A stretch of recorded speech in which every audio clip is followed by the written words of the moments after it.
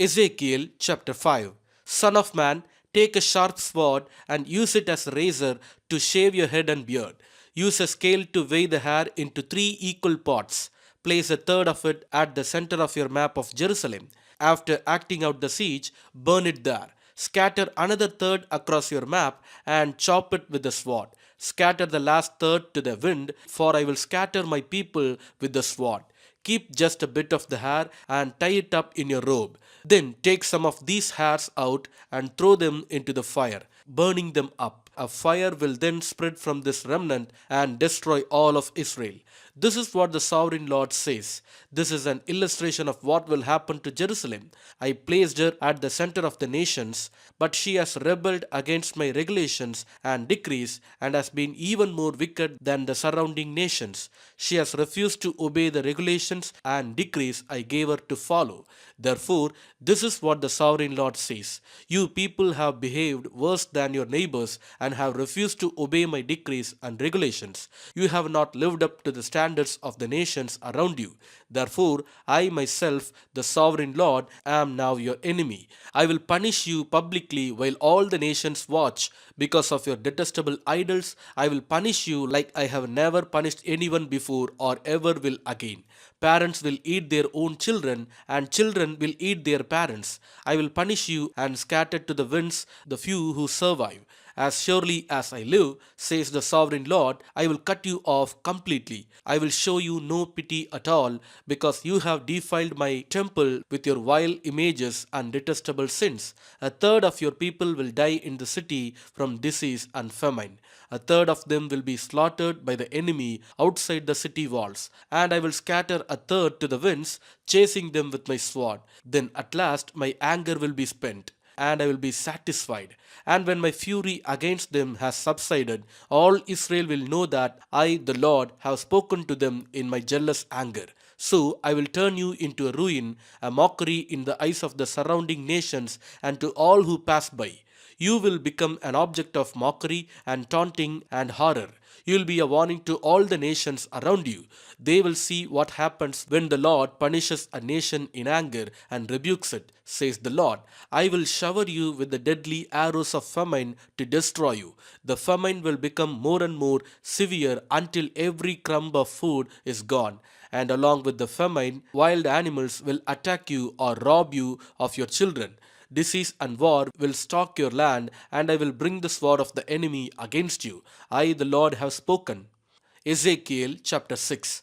Again, a message came to me from the Lord. Son of man, turn and face the mountains of Israel and prophesy against them. Proclaim this message from the sovereign Lord against the mountains of Israel.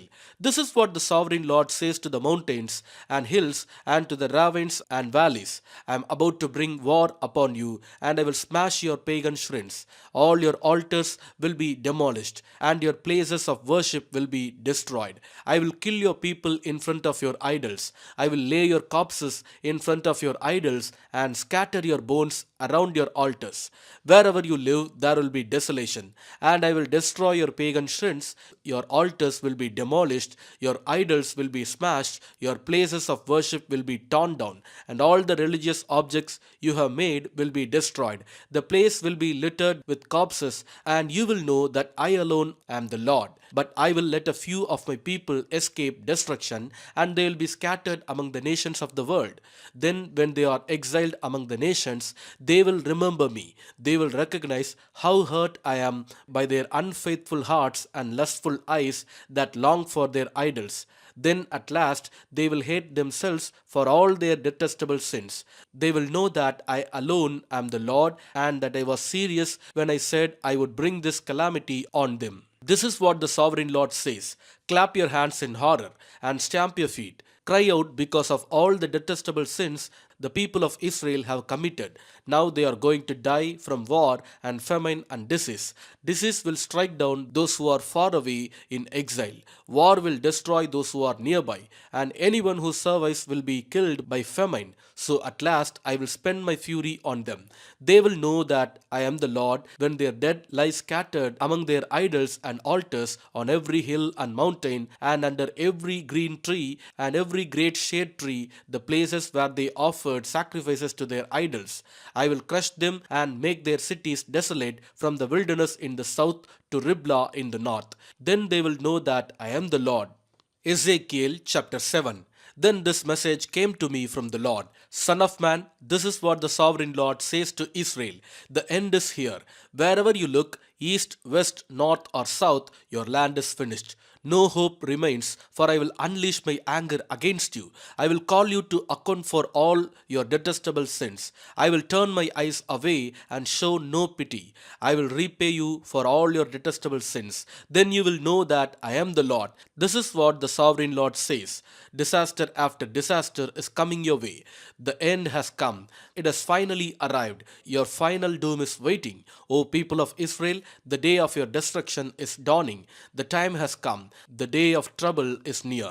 Shouts of anguish will be heard on the mountains, not shouts of joy. Soon I will pour out my fury on you and unleash my anger against you. I will call you to account for all your detestable sins. I will turn my eyes away and show no pity. I will repay you for all your detestable sins. Then you will know that it is I, the Lord, who is striking the blow. The day of judgment is here.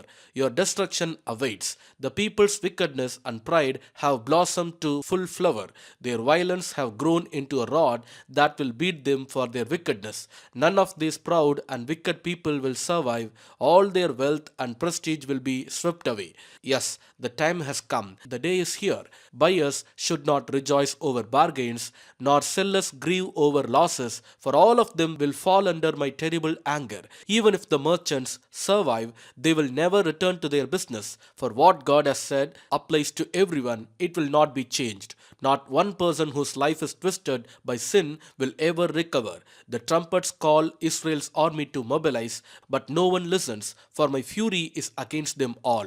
This is war outside the city and disease and famine within. Those outside the city walls will be killed by enemy swords. Those inside the city will die of famine and disease. The survivors who escape to the mountains will mourn like doves, weeping for their sins. Their hands will hang limp, their knees will be weak as water. They will dress themselves in burlap, horror and shame will cover them. They will shave their heads in sorrow and remorse. They will throw their money in the streets, tossing it out like worthless trash. Their silver and gold won't save them on that day of the Lord's anger. It will neither satisfy nor feed them, for their greed can only trip them up. They were proud of their beautiful jewelry and used it to make detestable idols and vile images. Therefore, I will make all their wealth disgusting to them. I will give it as a plunder to foreigners, to the most wicked of nations, and they will defile it. I will turn my eyes from them as these robbers invade and defile my treasured land. Prepare chains for my people, for the land is bloodied by terrible crimes. Jerusalem is filled with violence. I will bring the most ruthless of nations to occupy their homes. I will break down their proud fortresses and defile their sanctuaries. Terror and trembling will overcome my people. They will look for peace but not find it. Calamity will follow calamity. Rumor will follow rumor. They will look in vain for a vision from the prophets. They will receive no teaching from the priest and no counsel from the leaders. The king and the prince will stand helpless, weeping in despair, and the people's hands will tremble with fear. I will bring on them the evil they have done to others, and they will receive the punishment they so richly deserve. Then they will know that I am the Lord. Isaiah chapter 36. In the 14th year of King Ezekiel's reign, King Sennacherib of Assyria came to attack the fortified towns of Judah and conquered them. Then the king of Assyria sent his chief of staff from Lachish with a huge army to confront King Hezekiah in Jerusalem. The Assyrians took up a position beside the aqueduct that feeds water into the upper pool near the road leading to the field where clothes is washed. These are the officials who went out to meet with them: Eliakim, son of Hilkiah, the palace administrator; Shebna, the court secretary; and Joah, son of Asaph, the royal historian. Then the Assyrian king's chief of staff told them to give this message to Hezekiah. This is what the great king of Assyria says. What are you trusting in that makes you so confident? Do you think that mere words can substitute for military skill and strength? Who are you counting on that you have rebelled against me? On Egypt? If you lean on Egypt, it will be like a reed that splinters beneath your weight and pierces your hand. Pharaoh, the king of Egypt, is completely unreliable. But perhaps you will say to me, we are trusting in the Lord our God. But isn't he the one who was insulted by Hezekiah? Didn't Hezekiah tear down his shrines and altars and make everyone in Judah and Jerusalem worship only at the altar here in Jerusalem? I'll tell you what. Strike a bargain with my master, the king of Assyria. I will give you 2,000 horses if you can find that many men to ride on them. With your tiny army, how can you think of challenging even the weakest contingent of my master's troops, even with the help of Egypt's chariots and charioteers? What's more, do you think we have invaded your land without the Lord's direction? The Lord Himself told us, attack this land and destroy it. Then Eliakim, Shebna, and Joah said to the Assyrian chief of staff, please speak to us in Aramaic, for we understand it well. Don't speak in Hebrew, for the people on the wall will hear. But Sennacherib's chief of staff replied, do you think my master sent this message only to you and your master? He wants all the people to hear it. For when we put this city under siege, they will suffer along with you. They will be so hungry and thirsty that they will eat their own dung and drink their own urine. Then the chief of staff stood and shouted in Hebrew to the people on the wall, listen to this message from the great king of Assyria. This is what the king says. Don't let Hezekiah deceive you. He will never be able to rescue you. Don't let him fool you into trusting in the Lord by saying, the Lord will surely rescue us. This city will never fall into the hands of the Assyrian king. Don't listen to Hezekiah. These are the terms the king of Assyria is offering. Make peace with me, open the gates and come out. Then each of you can continue eating from your own grapevine and fig tree and drinking from your own well. Then I will arrange to take you to another land like this one, a land of grain and new wine, bread and vineyards. Don't let Hezekiah mislead you by saying, the Lord will rescue us. Have the gods of any other nations ever saved their people from the king of Assyria? What happened to the gods of Hamath and Arpad? And what about the gods of Sepharvaim? Did any god rescue Samaria from my power? What god of any nation has ever been able to save its people from my power? So what makes you think that the Lord can rescue Jerusalem from me? But the people were silent and did not utter a word because Hezekiah had commanded them, do not answer him. Then Eliakim, son of Hilkiah, the palace administrator, Shebna, the court secretary, and Joah, son of Asaph, the royal historian, went back to Hezekiah. They tore their clothes in despair, and they went in to see the king and told him what the Assyrian chief of staff had said. Amen.